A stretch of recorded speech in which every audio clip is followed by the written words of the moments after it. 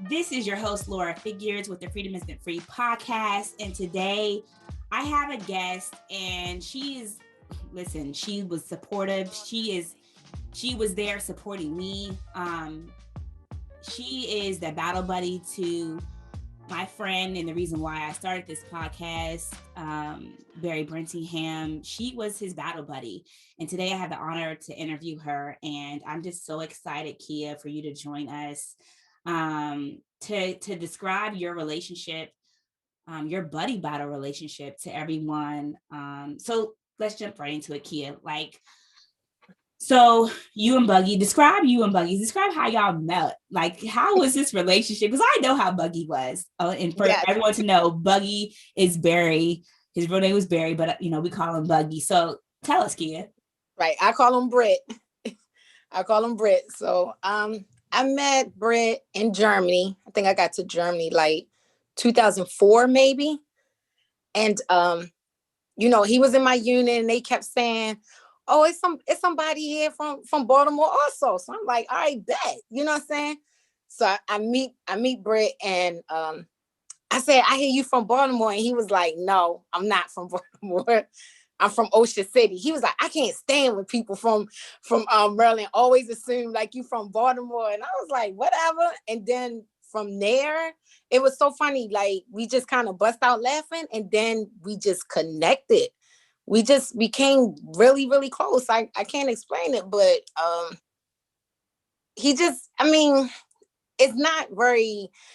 it's not hard to not love Britt. You know what I'm saying? To not like Britt. Like, he's super funny. We crack jokes all the time.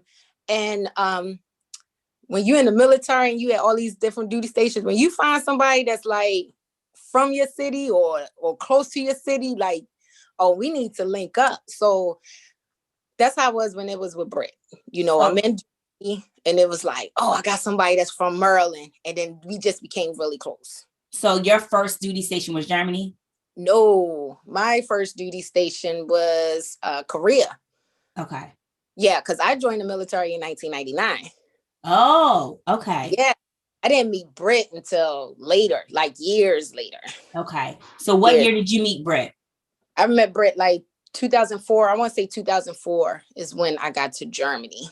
Okay. So was this before or after Iraq? I went to Afghanistan. Oh, so I was in Afghanistan. Yeah. I think this was during I went to Germany, and from Germany we deployed to Afghanistan together. Okay. That's it. Yeah. Okay. So you meeting Britt, as I call him Buggy. Like, describe the times that you had with him, especially in Germany, because listen, Kia, I know for myself, when I lived in Germany and I was 15, I was able to drink and party and do whatever I wanted to do, travel, go see the world. Man. So I know you have stories, because my stories of going to the club at 15 and drinking, I know you have stories. Well, you know what's crazy about that? Because in Germany, I was with somebody, like I had a boyfriend. So I didn't do like the partying. Like, I swear I was probably one of few people who didn't party in Germany. But me and Britt used to, we was in what was the name of bird? Spinelli Birds. It was called Spinelli Birds. Very small birds. I mean, it wasn't a lot of people on there. And my boyfriend brought me a car, BMW. I mean, it was like an 89, but still. And man, when I got my car, I was like, Britt, we is out. I mean, man, Britt used to hit the town. You hear me? We used to be at all these restaurants everywhere. You know what I'm saying? Just hanging out, just partying. So for me, Germany was good. Like, I had my boyfriend, and then I had Britt. That was basically my brother. And my boyfriend knew Britt. He knew we was thick as thieves. We didn't all went out to eat before and stuff like that. So Germany was very chill. When I got to Germany, I would say within 6 months, I was in Afghanistan. So it wasn't like I had a lot of time to kind of adjust to Germany. Another good thing, though, is before I went to Afghanistan, my mom and my sister came to visit me in Germany, which was really dope. And we went to Paris, and, and like, that was really nice. And that's when Britt met my mom and my sister and stuff. So that was good. But Germany wasn't a party town for me. It was literally like, got to Germany, was with my boyfriend. Next thing you know, he deployed to Iraq. A couple months later, I deployed to Afghanistan. We was pen pals, and that was it. So when you transitioned over into Afghanistan and going to war, describe that to me. Tell me a little bit about that. Well, what was going through your head, first of all? I can't believe I'm in Afghanistan. Like, I can't believe I'm in Afghanistan. Like, we're at war, and I can't believe we're in Afghanistan. Granted, it's not like my MOS is a 13 Bravo or 11 Bravo, which is like artillery or infantry. I worked mail, and it was very busy because, as you can imagine, mail is very important when you're in the desert because everybody wants some type of letter or anything coming in. So we was super busy. Also, they used to send us out to these FOBs, and FOBs is like these small bases, like up in the mountain somewhere or something like that. And they used to send us out there, and we'd stay out there for a couple of days, and it normally be 2 people to deliver mail. So it was kind of hard. Like you just had to wrap your mind around a lot of stuff with Afghanistan. The terrain, you know what I'm saying? The terrain, the weather, another thing, it was hard for me also because, like I said, my boyfriend was in Iraq. So we was literally like pen pals. You know what I'm saying? I'm worried about him. He's worried about me. He's telling me things like, I don't think you should be doing this or doing that. So it was just hard. Afghanistan was hard. But Britt and Atkinson, he's another guy that I call my brother. They made it a lot easier. Like I probably wouldn't have been able to get through Afghanistan without Britt and Atkinson. And of course my boyfriend, but like I said, we was pen pals basically. So it was a lot of letter writing, but I wouldn't been able to get through Afghanistan without Britt and Atkinson. What were like some of the times that you guys had together, you three in Afghanistan? I need a good story, Kia. I need a good story. I'm telling you, the funniest story I could say is when Britt tripped coming out of the hut. I mean, because we know Britt, you know what I'm saying? Like, we know he's super pigeon-toed or whatever like that. And he came out the hut and he tripped. So half of his body is in the hut, and the hut is where we sleep at. It's like a small wooden box. Oh, and mind you, we had a very bad mouse problem. Like, it was nothing for you to be in your little room and a mouse just all on your TV. That's just what it is. It totally sucked. And half his body was in the hut and his legs was like outside the hut. And Atkinson thought like a sniper got Britt. So he thought like a sniper got Britt. So it's like low crawling to Britt, and he just Britt like laying there, and I'm like, what is going on? And then when I get there, I'm like, Britt, get your ass. I don't care what I cuss. Yeah, go ahead. Oh, sorry. I'm like, Britt, get your ass up. And he like, oh, my back. Like, I can't believe I tripped. And I mean, stuff like that is just like super funny. And that's probably like one of the funniest stories. In Afghanistan is you walk on rocks. I know it's kind of hard to picture, but it's like these big rocks. And every time somebody tripped in front of us, we were like, uh-oh. And like this lieutenant tripped in front of us, and we was like, uh-oh. And the lieutenant was mad as hell. He was like, what did y'all say, soldier? We was like, nothing, sir. And we just kept saying it. Uh-oh. He was I know it sounds like corny, but it was so funny.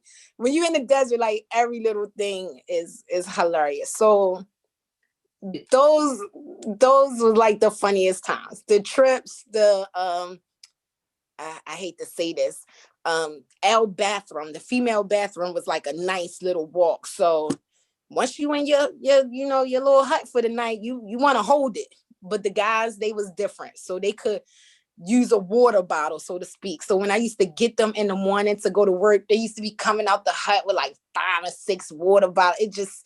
I used to be like, y'all disgusting. But those were like the funniest times. The times that basically got you through.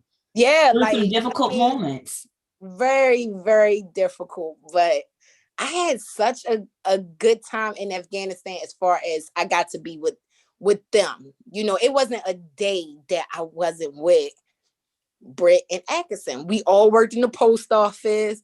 You know, we all talked trash. We ate together all the time. I even had Atkinson like stealing pies from me in the in the chow hall, in the little and bless his heart, the little Afghan people, they were so scared to say something to Atkinson because he's like 6'1", and they only supposed to give you one slice of pie. And Atkinson was like, give me the whole pie.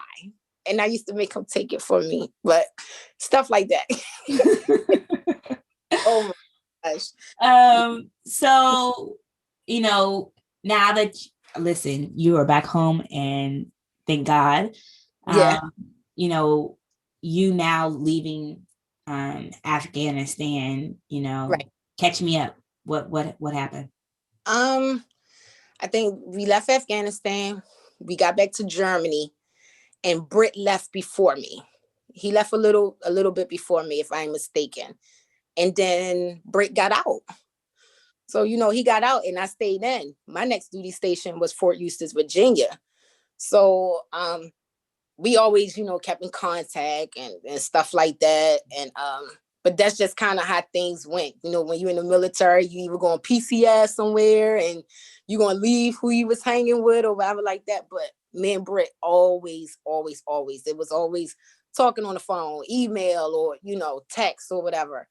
And he became a civilian.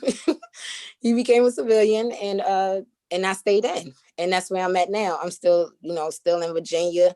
I can remember when Britt first was telling me, like, man, I'm going to get married. I remember when he was having like such a hard time finding a job. We used to crack jokes. I was like, you work at the wing spot? Like, oh, you got to hook me up when I come there. Oh my gosh. I could not even picture Britt at the wing spot. My brother worked at the wing spot. I love that dog. He worked at the wing spot. Sorry, Laura. So yeah, after Buggy came home, he probably definitely had a lot of transition. We both did. We both did.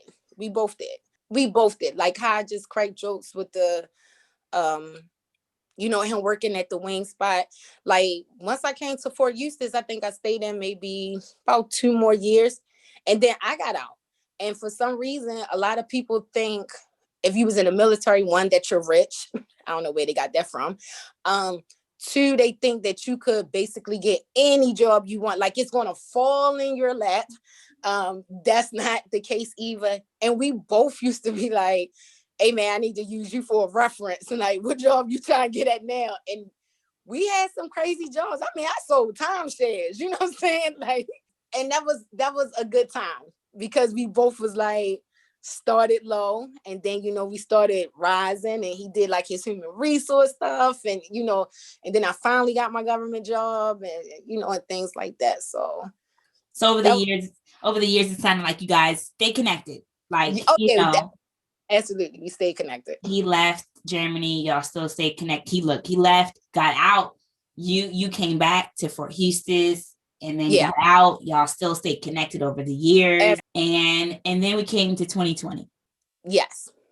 And explain to my listeners what the day of July 28th, 2020, what was that like? Sorry. I was at work and at my job I get a really bad signal because I work on Navy base. So I don't get to like be able to look at my phone and things like that. And I just happen to get a signal and I'm looking and I start seeing, you know, like rest in peace, Britt. And I'm like, what? You know, like it's just not registering or whatever like that. And I ran out the building and then, you know, I'm just seeing it. Rest in peace, rest in peace, rest in peace, Britt and everything. And it just hit me like a ton of bricks. I remember trying not to cry really hard. And I was like outside and people was like looking at me. And the first thing I did was call Atkinson. And he didn't pick up the phone first. And then he called me back like 5 minutes later. And I was like, act like this is what I'm saying on Facebook. Like this, like this can't be true. And he's like, are you sure? Are you serious? And I'm like, yeah. And we both kind of we cried on the phone, face chatting. I'm sorry. We both cried on the phone, face chat, and we talked, and it was just a really, really bad day. I remember coming home, and it took a minute just for me to drive home, and I was telling my boyfriend, and he couldn't believe it because he know Britt. He like, Britt. I'm like, yeah. And then I'm looking on social media, and you trying to find out what happened. You don't want to be, I don't know if disrespectful is the word, to like call family and be like, well, what happened? Because that's not the time for that. Like, obviously, this is what happened. And Randy had wrote some stuff up on Facebook, and I was like, I'm looking like maybe I'm not looking at this right, And then as he posted it more, it just hurt it like 100 times more, I'm sorry. It just hurt it 100 times more because you would never think, like something like this would happen, or he would do this, or whatever the case. And you just kind of go numb. I can't explain it. You just kind of go numb. Sorry. I know. Sorry. Kia. I know. I mean, to like give me some words, because I'll start you off. The words that I would describe Buggy would be inspirational, forward thinking. He was very intellectual with his words. Very like the life of the party. I mean, someone that you can confide in. Yeah. What are some of the words that you have that you would describe Britt? Funny, loving,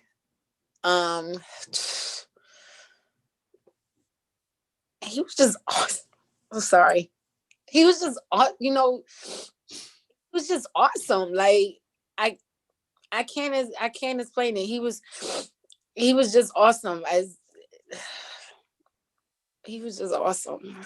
It's so, Britt was just so many things. And I think just what happened is just kind of like, this wasn't supposed to happen to him. I'm from Baltimore. I didn't lost people to, gun violence or whatever the case. But this not supposed to happen. I'm used to somebody passing or somebody getting killed in action. I'm in the military. I'm in the Army. So, that happens. But this, not to Britt, I remember I kept telling my boyfriend, I don't understand. Like, he's not a dope boy. He's not like a bad guy. Like, this is Britt. This is the guy who told me, you need to get your eyebrows done because your stuff is coming together. And I was so mad at him. But, he's such a good guy. And you just don't think that, like, this will happen. And it's, man, Britt. I know. It's so hard to talk about because it's like, this cannot be true. It cannot. Yeah, trust me. When I found out, I screamed. I screamed my head off because I'm like, this is not the person that I know of. Yeah. This is not the person that I know this person. I spent 2 years living with this person. Right. I know this person. Right. And it hurt me. So then, like, for me, I know what, not firsthand, but me being a military brat, I've experienced what it is to be a part of someone that's suffering from PTSD, right. that's suffering from combat trauma. Right. Unfortunately, a lot of our soldiers that come back from war suffer in silence. Yes. And, Buggy, unfortunately, was one of those soldiers that suffered in silence. He never, You would never hear him complain or make an No. excuse or. No. Like, I know he went to Iraq, and he went to Iraq like when the war first kicked off, and Yep. everybody know, like, it was really hard at that time because my boyfriend, he was the one that invaded Iraq. You know, they barely had food. You know, they had to dig the holes for their own, you know, so they could use the bathroom and all that stuff. So I knew it was hard. And Britt never, you know, talked about, you know, he never really said it like if anything affected him or whatever. And the first time I heard about Britt suffering from PTSD, because I was suffering from PTSD, you know, but the first time I heard that Britt was suffering from PTSD was Randy.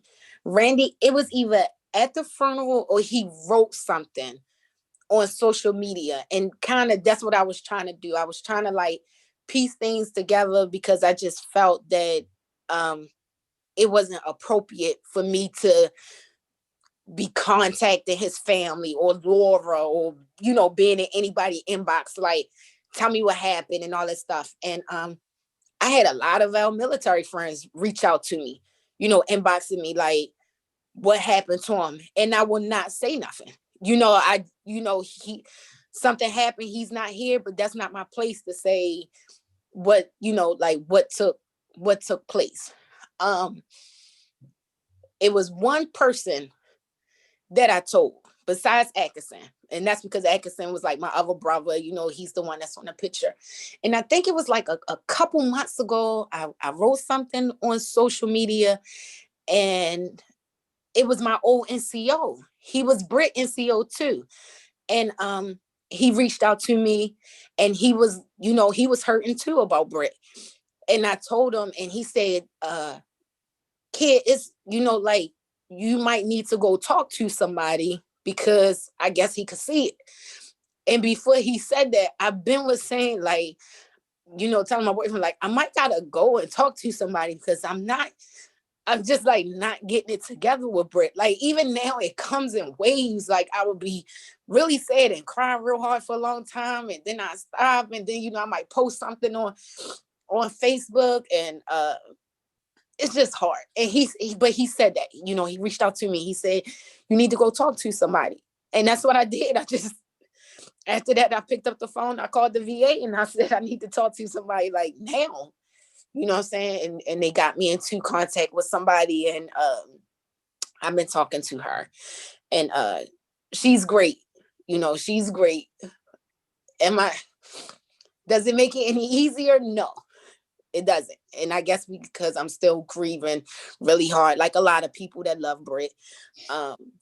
But it's good to talk. I will say that.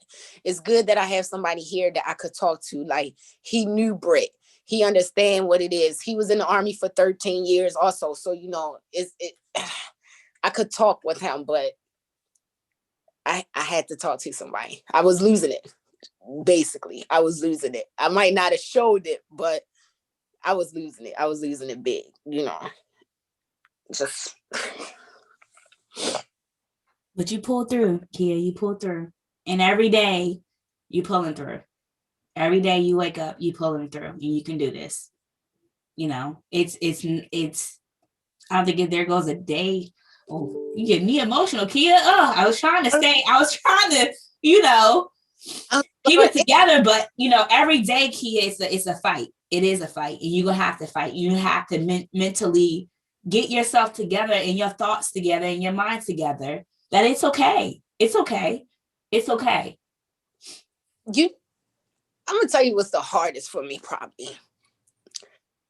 The hardest for me is probably because I'm closer with Laura and Mr. Burry and them now and his death than I was when he was alive.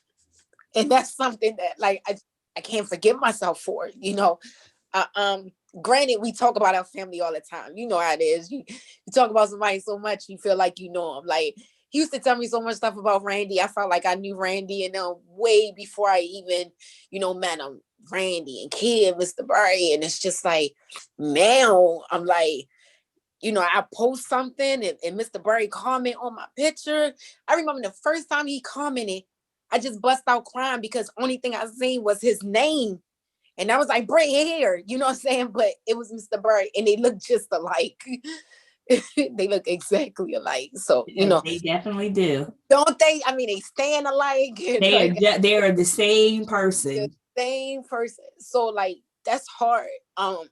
Laura, I feel like I don't be knowing what to say to Laura because how can I act like this when that was Britt's wife? You know, I can't even imagine what Laura is going through. I just pray for Laura all the time. And you know, I'll see Laura post stuff and sometimes I comment and sometimes I won't. And it's because it's so hard. And Britt used to talk about Laura so much. Like he was so in love with Laura. Like, I'm gonna marry this girl and all this stuff. And he was like, I'm telling you, sis, it was meant to be. We used to date when we was kids and all this stuff. And it's just like, that's Britt's wife. You know, he had a daughter and he had his sons, you know, he had his sons, and like he's not here. And I just don't understand. And I'm pretty sure everybody that love Britt is asking themselves the same question. Did I miss something? Why? You know, like, is it something I didn't see or should have quit? Like, I didn't see anything. Yeah, a lot of people go through the what did I do or what didn't I say or what didn't I see? Yeah. It's almost we're blaming ourselves, honestly, Yeah. because we're trying to figure out the why. And Kia, I know for myself, I had to stop doing that to myself because in my head, I know I can't understand the why because I'm not Buggy. I'm not Right. Buggy. And, you know, unfortunately, he's not here to explain the why to me. Yeah. So, in order for me to keep sane, I have to be okay with now what I have, right? And what we have now is Buggy's beautiful daughter, his wife, his Yeah. family to hold on to extra tight, right? And I think Right. it's so important that the relationship that you have with Buggy, that you continue it on with his family, because you are an extension of Buggy. You are a part of the family that, you know, we need. One thing that out of all of this, you know, out of all this that happened, that makes me feel a little bit better is Britt was so loved. And it was apparent, like, unfortunately, at the, you know, at the funeral and stuff, but he was so loved. And I remember Laura, she was you know, I went back to the house and she was like introducing me to everybody. And I whispered to her, I said, Britt was surrounded by good people. Like, you know, I met her family and her friends. And I think like one of the girls' name was Ashley. It was so many people, but you know, like everybody was just so nice and he just was surrounded by good people, you know, between Laura and his immediate family. So that makes me feel a little better. But I'm a work in progress. I'm just gonna say that I'm a work in progress because I still find myself blaming myself for like a lot of stuff. Like, you know, I'm so glad that Britt, you know, like he married Laura and he had a daughter. I think like that's so awesome. We used to have all types of these conversations you know, in Germany, like getting married and having kids and he did it, you know, and he did it. He has a beautiful family. And I thank Laura, you know, for being Britt's wife and for loving him and giving him his family, his daughter and two sons. I love that.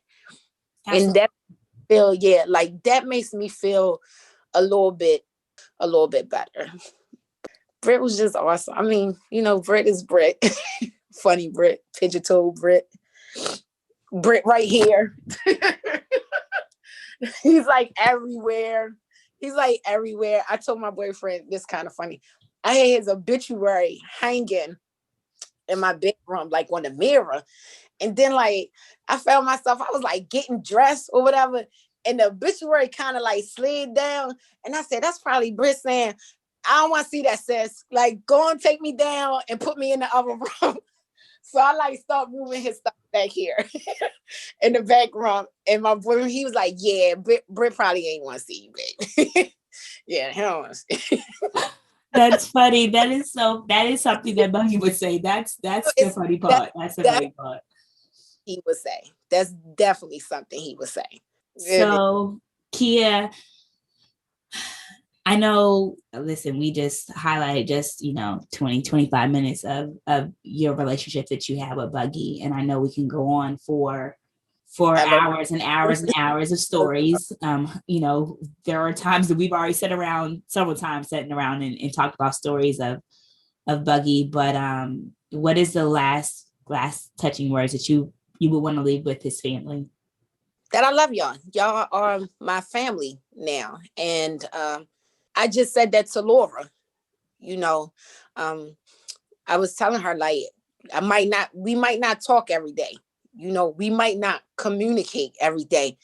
But if you need anything, if you need to vent, yell, whatever, like, you could give me a call. And that's why I say sometimes I feel like I don't know what to say to Laura, because I'm like, am I saying the wrong thing or whatever like that? Because I'm dealing with Britt's death, but they my family. Like, when I see y'all online now, because now I'm like, oh, I know them. I be liking Ashley pictures, like, oh, hey, Ashley and Laura cousins and stuff, and Mr. Barry and Kid and Britt friend, his friends or whatever, the Nick. I used to say the Nick all the time. He used to get so mad when I say that, like, it's not the Nick. I'm like, the Nick. So I really do feel like I got a connection with everybody now. I just wish I had this connection when he was alive. That's probably what messes me up the most. Britt would never be forgotten. Everybody loves him. I love Laura and I love his family, and I'm here. I might not be in Baltimore. I might not be in Maryland, but I'm here if anybody need anything, or, if anybody want to talk or whatever. And I hope that if you're a veteran, and you ain't got to be a veteran, but, if you're struggling with something, then you go talk to somebody. And there's nothing wrong with that. There's nothing wrong with that. I didn't talk to somebody until a couple months after I left Afghanistan. I didn't even realize something was, going on with me until then. So, and now I'm talking to somebody now because of I need help with dealing with Britt, and it's okay. It's okay. Absolutely. Okay. Absolutely. Yeah. Well, Kia, thank you so much for sharing your story. You and Britt's relationship, you two being, I like to call, battle buddies. Thank you so much for connecting with me and honoring me with your story. Britt will forever be in our hearts. Forever. And we will always stay connected. Absolutely. So everyone, thank you for listening. This is Laura Figures, your host with the Freedom Isn't Free podcast. And if you have not thanked a veteran today, please, ladies and gentlemen, please thank a vet. All right, I'm out.